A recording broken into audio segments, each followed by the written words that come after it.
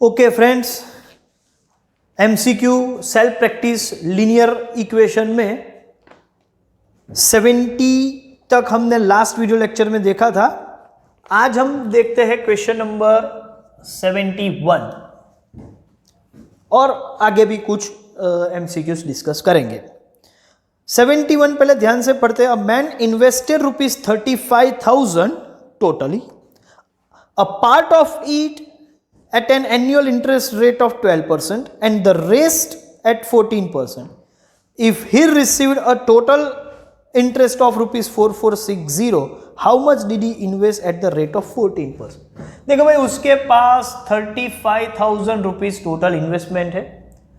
उसका एक पार्ट उसने 12% पे इन्वेस्ट किया है और दूसरा पार्ट 14% पे इन्वेस्ट किया है। अच्छा, जो 12% पे इन्वेस्ट किया है वो सपोज मान के चले कि वो ₹X है, तो 14% पे कितना होगा? आप बोलोगे सर ₹35,000 माइनस X, बाकी के बचे तो वो है। और ये दोनों इन्वेस्टमेंट पर से उसको एक साल में जो रिटर्न मिला है, जो इंटरेस्ट मिला है, वो 4460 है। सपोज मैं इसकी बात करूं तो X into 12/100 plus 35,000 minus X into 14/100, और ये दोनों का टोटल करेंगे तो ये हो रहा है 4460।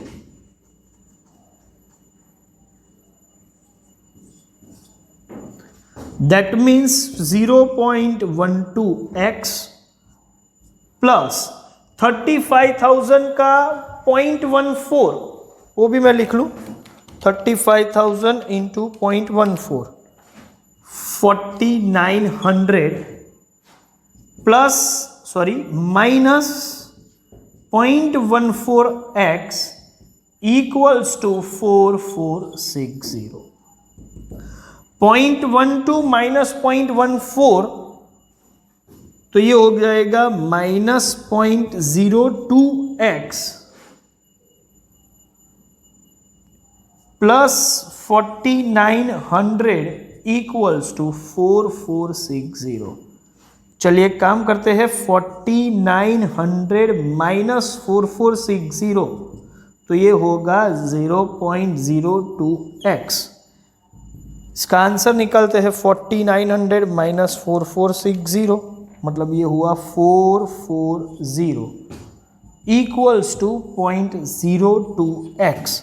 सो what is the value of x? तो इसको मैं डिवाइड कर दूं 0.02 से, तो x हो गया 22,000। x का मतलब है इन्वेस्टमेंट एट 12%। ओके, मतलब 22,000 रुपीज हैव बीन इन्वेस्टेड कौन से रेट पे? एट 12% के रेट पे। तो बाकी जो बचे वो 14% के रेट पे 35,000 में से 22,000 माइनस कर देते हैं। सो यहां पर हम लिखेंगे amount invested at 14% will be 35,000 minus 22,000 and that will give you 13,000 rupees. और ये कौन सा ऑप्शन है 13,000 के लिए? वो है ऑप्शन ए। हाँ, ये question sir trial and error से सॉल्व हो सकता है, डेफिनेटली सॉल्व हो सकता है। आप वेरीफाई कर लो कि आपका फर्स्ट ऑप्शन है 13,000, तो 13,000 का 14% का इंटरेस्ट निकालो, बाकी जो बचा उसका 12% और दोनों इंटरेस्ट 4460 मैच हो रहे हैं तो 13,000 आंसर। नहीं हो रहे तो दूसरा ऑप्शन चेक करेंगे, वो नहीं हो रहे तो तीसरा ऑप्शन चेक करेंगे। सो ट्रायल एंड एरर से भी ये सॉल्व कर सकते हैं। क्लियर? नेक्स्ट क्वेश्चन देखते हैं 72। And in an election for a corporation seat there were 2 candidates. A total of 9791 votes were polled. 116 votes were declared invalid. Okay. The successful candidate got 5 votes for every 4 votes his component had. और his opponent had, by what margin did the successful candidate. मतलब इनका जो ratio है वो 5:4 का है। चलिए ये पॉइंट है कि टोटल कितने वोट्स थे, टोटल जो वोट्स कास्ट हुए वो है 9791। अच्छा, उनमें से मैं जो इनवैलिड वोट्स है वो निकाल देता हूं, और वो इनवैलिड वोट्स है 116। तो वैलिड वोट की ही बात होगी, मार्जिन जो काउंट करेंगे वो सिर्फ वैलिड वोट्स के ही होंगे। ठीक है, तो ये डिफरेंस है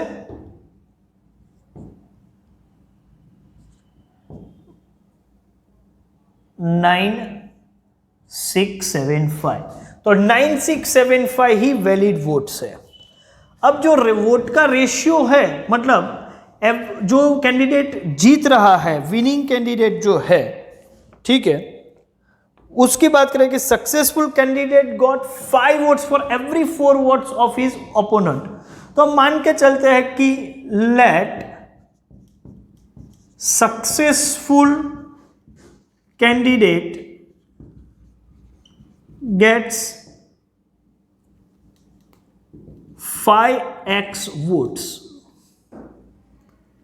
तो ओपोनेंट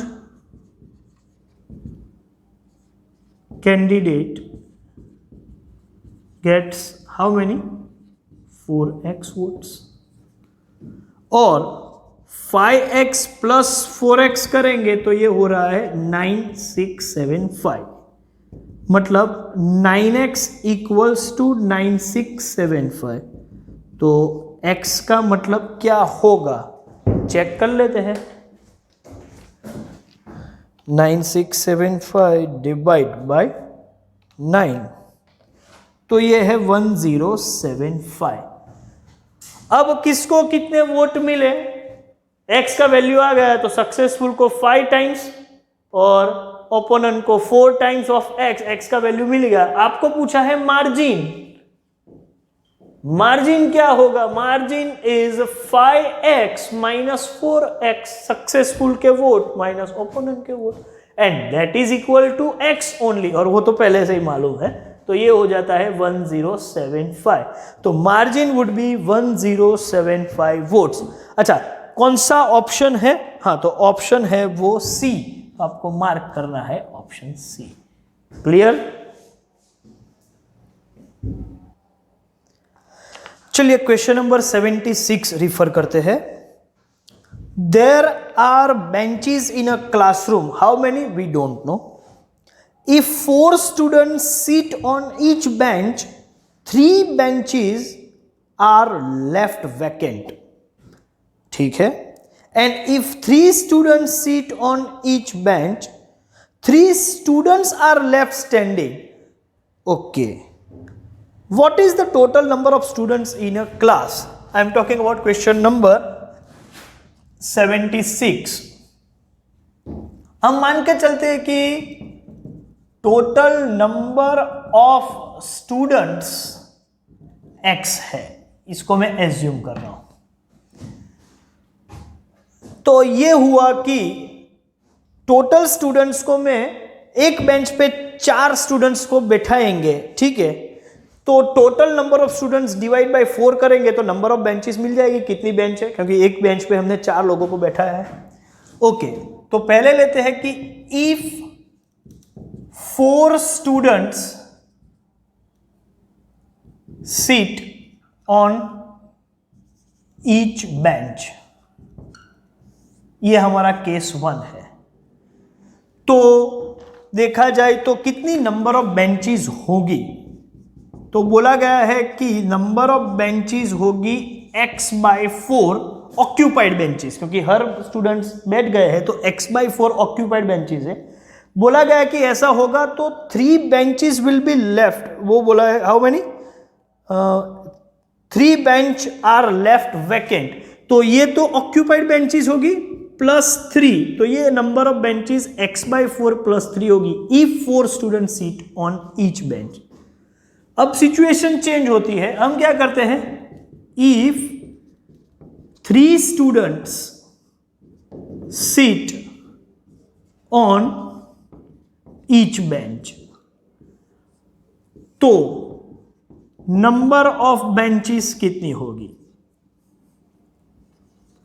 अच्छा, 3 लोगों को बिठाएंगे एक बेंच पे, तो टोटल x डिवाइड बाई 3 इतनी तो ऑक्यूपाइड बेंच हो जाएगी।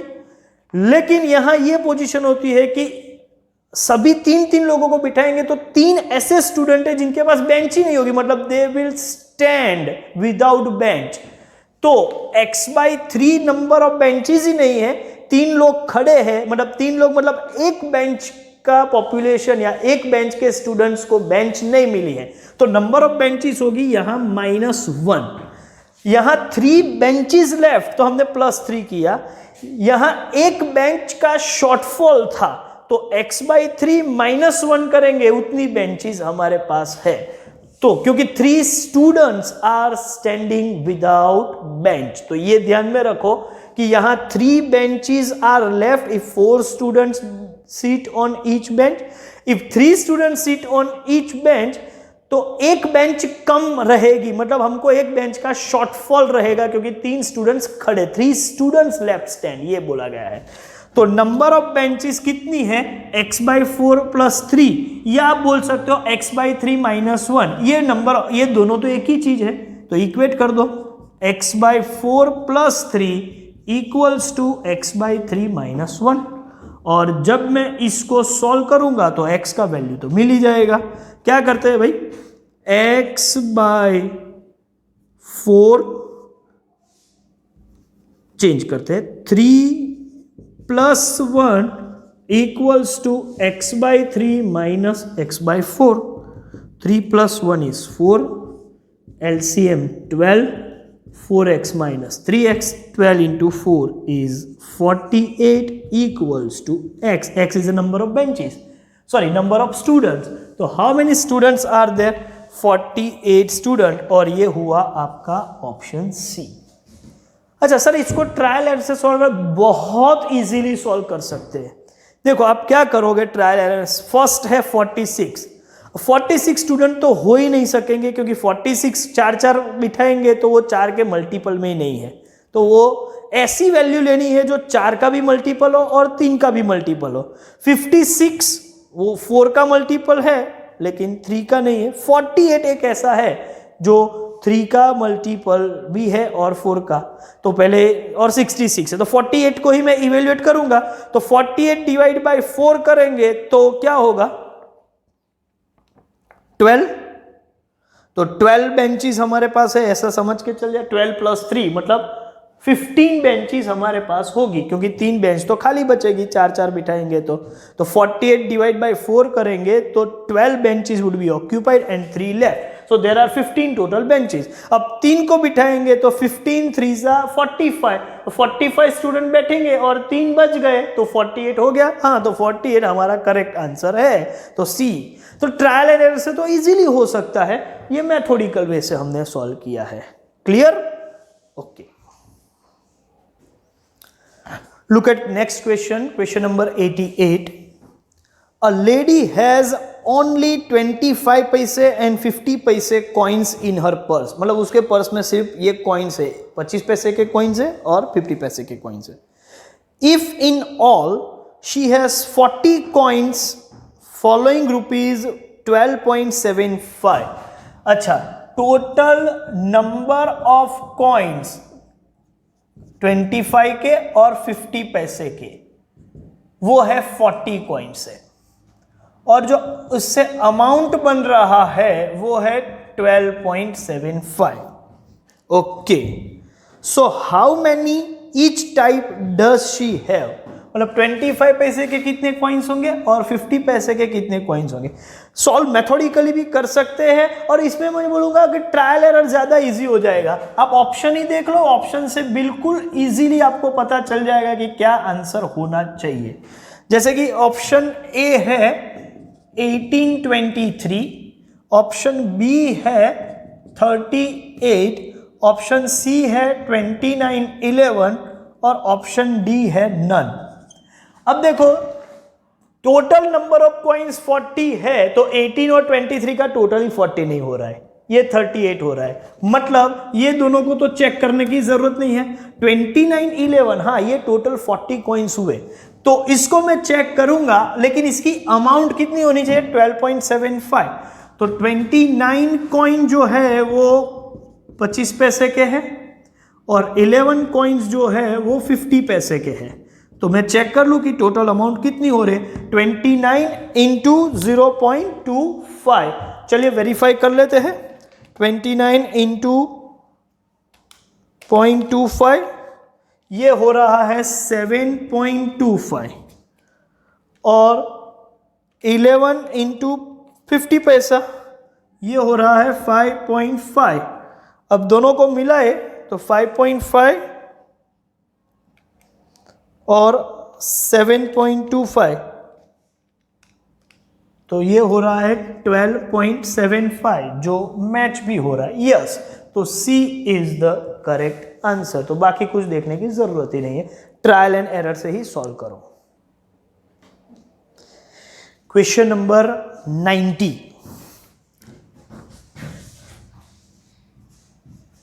देखते हैं। A taxi charges in a city comprise a fixed charge together with the charges for the distance covered। मतलब जो चार्जेस है वो फिक्स है और डिस्टेंस के हिसाब से भी है, मिक्स है। For a journey of 10 kilometer the charges paid is ₹75 and for a journey of 15 kilometer the charges paid is ₹110। What will a person have to pay for traveling the distance of 25 kilometers? देखो कितना distance पे कितना payment किया है वो आपको available है। जैसे कि मैं आपको बता दूं कि 10 किलोमीटर के लिए 75 रुपीज पे किया। आप समझो कि x जो है वो आपका डिस्टेंस है और y जो है वो मान के चलो कि आपने जो पेमेंट किया है वो, मतलब उसको हम बोलते हैं सपोज चार्जेस। तो यहां पर बोला है कि x जब 10 होगा 10 किलोमीटर तो चार्जेस हो गए 75 और ये जब 15 होगा तो चार्जेस होंगे 110। देखो ये दोनों के बीच का रिलेशन निकाले, 2 पॉइंट रिलेशन लीनियर होगा, वो गारंटी है। तो ये मान के चलते हैं कि ये आपका x1 है और ये y1 है, इसको मैं बोलूंगा x1 y1 और ये होगा x2 y2। तो जो स्लोप है, मतलब आपका जो कोएफिशिएंट है m, मेरा टारगेट है कि चार्जेस जो y है वो mx प्लस c के फॉर्म में हो। सर ये क्या हुआ mx प्लस c? देखो चार्जेस किस तरीके से फ्रीज हुए पहले वो समझ लेते हैं, तो ये इजीली समझ में आ जाएगा। मैं थोड़ा आगे निकल गया, थोड़ा रोल बैक करते हैं। देखो चार्जेस किस तरीके से इन्होंने स्ट्रक्चराइज किए हैं कि आपको मिनिमम कुछ तो पे करना ही है, फिक्स चार्ज तो पे करना ही है।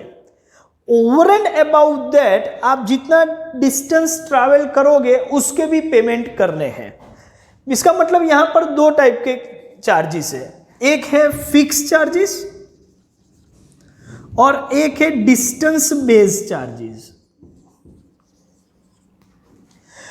जो फिक्स चार्जेस है वो तो आपको पे करने ही है और डिस्टेंस बेस पे सपोज पता नहीं कितना रेट है, लेकिन सपोज ऐसा समझो कि 1 किलोमीटर का 2 रुपया रखा हुआ है और फिक्स सपोज 5 रुपया है, तो आपको क्या करना पड़ेगा, 5 रुपये तो देने ही है, फिर 1 किलोमीटर चले तो 2 रुपीज, 5 तो देने ही है, 2 किलोमीटर में 2 इंटू 2 पर किलोमीटर 2 रुपीज डिस्टेंस बेस पर है, 5 तो देने ही है, 3 किलोमीटर हो तो 2 इंटू 3, मतलब आपने x किलोमीटर डिस्टेंस ट्रैवल किया है तो आपका चार्ज होगा 5 + 2x। तो ये समझ के चलो कि जो चार्ज है वो y है, 5 जो है वो आपका फिक्स चार्ज है और डिस्टेंस के प्रपोर्शन में, मतलब उसका रेट में जो है वो 2 है। तो मैंने इसको इसके साथ मैच किया है कि y charges is mx + c, मतलब m जो है वो पर किलोमीटर कितना चार्ज होगा वो है, c जो है वो फिक्स चार्ज है, और x जो है वो कितने किलोमीटर आप डिस्टेंस कर रहे हो। देखो ये रहा, distance is x, y is charges. Charges कैसे बनेंगे, m इंटू एक्स, लेकिन m का वैल्यू क्या है मुझे नहीं पता, पर किलोमीटर क्या चार्ज है वो नहीं पता, लेकिन उसका फॉर्मेट पता है, और c क्या है, फिक्स चार्ज है। तो मुझे किसी भी तरीके से m मतलब ये स्लोप जो है, स्लोप का मतलब है पर, ये लाइन के हिसाब से ये स्लोप है, लेकिन हमारे लिए जो वेरिएबल पार्ट है, जितने किलोमीटर का, पर किलोमीटर का कितना पॉइंट है, फिक्स नहीं, वेरिएबल की बात कर रहा हूं, वो वैल्यू निकालते हैं। और उसके लिए आपको मालूम है कि स्लोप ही है अल्टीमेटली, ये लाइन में m हमेशा स्लोप होता है। तो स्लोप का एक फॉर्मेट ये है कि m is y2 minus y1 upon x2 minus x1, change in y upon change in x। तो y2 माइनस y1 मतलब 110 माइनस 75, x2 माइनस x1 मतलब 15 माइनस 10। तो 110 माइनस 75 का मतलब होगा 35, 15 माइनस 10 का मतलब होगा 5, मतलब ये हुआ 7। तो आपका फॉर्मूला ये हुआ कि 7 रुपीज पर किलोमीटर तो आप चार्ज करेंगे ही करेंगे। अब फिक्स कितना होगा, तो कोई भी एक ले लेते हैं कि y is equal to 7x plus some fix charges, वो c है, c का वैल्यू निकाल लेते हैं। ये केस में फर्स्ट केस की बात करें तो फर्स्ट सेकंड जो भी लेना है ले सकते हैं। जब y 75 है तो x कितना था, 10 था। c कितना है वो नहीं मालूम, वो फिक्स चार्ज हमको चेक करने हैं। तो 75 इक्वल्स टू 70 प्लस c मतलब 5 इक्वल्स टू c। तो आपका इक्वेशन बना y इज इक्वल टू मतलब charges is equal to mx plus c, ये लॉजिक के हिसाब से।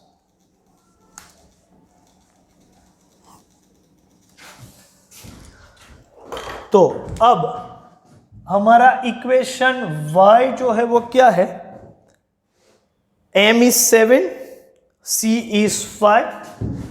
सपोज मैं mx प्लस c के फॉर्मेट से बोलूं तो y is equal to, m का मतलब है 7 तो मैं लिखूंगा 7x प्लस c का मतलब है 5।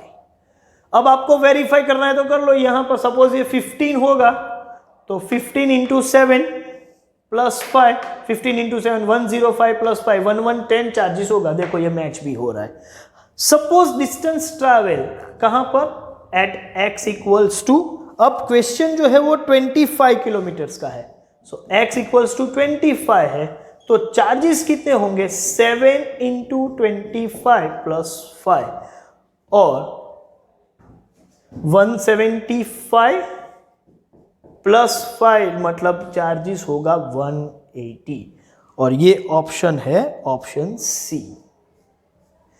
तो जब भी आपको ऐसे लीनियर इक्वेशन में कन्वर्ट करना हो तो slope y2 minus y1 upon x2 minus x1 का टेक्निक लेके एक स्लोप जो निकालोगे वो वेरिएबल का पार्ट है, मतलब ये m का वैल्यू है, और c की वैल्यू के लिए यही अवेलेबल डेटा का यूज करके स्लोप की वैल्यू और किसी x की वैल्यू को डाल के y का वैल्यू अवेलेबल है, रिमेनिंग वैल्यू c मिल जाएगा। एक बार m और c मिल जाए तो ये इक्वेशन के हिसाब से अपने को एक इक्वेशन डिजाइन करना है, और उसमें जो भी डिस्टेंस है या जो भी वैल्यू पूछी है उस x की वैल्यू के अगेंस्ट y की क्या होगी वैल्यू, वो आपको निकालनी होगी। तो इस हिसाब से आपको काम करना है, ठीक है। ऐसे कुछ और भी क्वेश्चन है जो आप खुद सॉल्व कर लोगे। ओके, देखते कुछ और क्वेश्चन को। Question number 93, the largest angle of triangle is twice the sum of the other two. जो लार्जेस्ट एंगल है वो बाकी के एंगल्स के टोटल भी है उसका डबल हो रहा है, ठीक है। The smallest one is the 1/4 of the largest. तो स्मॉलेस्ट एंगल की डिग्री क्या होगी।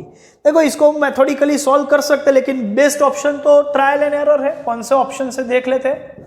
ऑप्शन ए में है 30 डिग्री, ऑप्शन बी में है 60, ऑप्शन सी में है 45 और डी इज नन। अब बोला गया है कि स्मॉलेस्ट एंगल जो है, ठीक है, वो कौन सा है, वो आपका क्वेश्चन है। ओके, पता नहीं इनमें से तो कोई एक है कि नहीं, या नन भी हो सकता है। तो वेरीफाई करेंगे पहले ऑप्शन ए से। कंडीशन क्या है कि स्मॉलेस्ट एंगल जो है इज अ 1/4 ऑफ लार्जेस्ट। अब ये 30 डिग्री लार्जेस्ट का 1/4 है, तो स्मॉलेस्ट, लार्जेस्ट और अदर एंगल, 3 एंगल है। सपोज स्मॉलेस्ट 30 है और वो लार्जेस्ट का 1/4 है, तो ये 120 होगा, और 120 और 30 तो 150, तो डेफिनेटली अदर जो है वो कितना होगा, क्योंकि आपको मालूम है टोटल 180 डिग्री हमको एंगल, ट्राइंगल का टोटल, सभी एंगल का टोटल 180 है, तो ये 120, 130, 150, तो ये बचेगा 30। तो स्मॉलेस्ट एंगल, लार्जेस्ट एंगल और अदर एंगल, सपोज 30, 120 और 30 है, तो सभी कंडीशन सेटिस्फाई होती है। चेक करते हैं। फर्स्ट कंडीशन है कि largest angle is twice the sum of the other two. Other two मतलब 30, 30, 60 का ट्वाइस तो 120, ये डबल। हाँ, ये कंडीशन सेटिस्फाई होती है। दूसरा पूछा है कि smallest is 1/4 of the largest, उसके हिसाब से हमने लिखा है लार्जेस्ट का 1/4 स्मॉलेस्ट है, तो ये दोनों कंडीशन सेटिस्फाई हो रही है, ठीक है, तो A is the correct answer. B correct है कि नहीं वेरीफाई करने की भी जरूरत नहीं है, लेकिन फिर भी सुपर श्योर होने के लिए चेक करना है। तो 60 ये होगा, तो इसका 4 टाइम्स 240, अब 180 से तो बढ़ गए, ट्राइंगल ही नहीं बनेगा, मतलब ये ऑप्शन तो वेरीफाई करने का मतलब भी नहीं है। ये सपोज 45 है, तो इसका 4 टाइम्स तो यही 180 हो जाएगा, तो अदर एंगल ही नहीं बचेगा। इसका मतलब 3 एंगल नहीं होंगे तो वो ट्राइंगल भी नहीं बनेगा, तो ये ऑप्शन भी नहीं है। वैसे भी चेक करने की भी जरूरत नहीं थी, आपका option A he correct answer है। ओके।